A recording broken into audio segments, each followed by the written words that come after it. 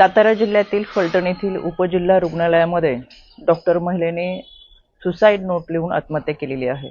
या सुसाईड नोटमध्ये पोलीस निरीक्षक गोपाळ बदने यांनी लैंगिक अत्याचार केल्याचं तसंच प्रशांत बनकर याने मानसिक त्रास दिल्याचं नमूद केलेलं आहे।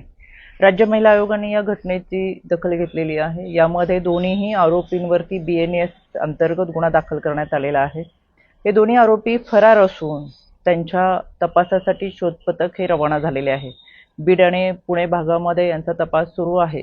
त्याचबरोबर संबंधित डॉक्टरांनी यापूर्वी देखील आपल्यावर अशा पद्धतीने लैंगिक अत्याचार किंवा मानसिक त्रास दिला आहे म्हणून काही तक्रार दाखल केलेली आहे का, आणि ही तक्रार दाखल जर केली असेल तर त्यांना मदत का मिळाली नाही याची सुद्धा चौकशी व्हावी असं राज्य महिला आयोगाने पोलीस अधीक्षक सातारा यांना सूचना केलेल्या आहेत।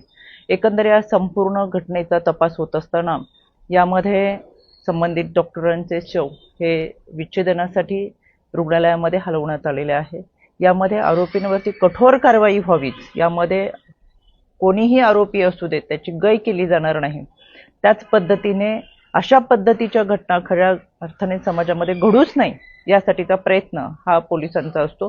पण रक्षक म्हणून कार्यरत असणाऱ्या पोलिसांनीच भक्षक म्हणून जर कोणाच्या हत्येला कारणीभूत होत असतील तर अत्यंत दुर्दैवी आहे, संतापजनक आहे। या आरोपींवरती कठोर कारवाई ही होईलच, यासाठी राज्य महिला आयोग पाठपुरावा करेल।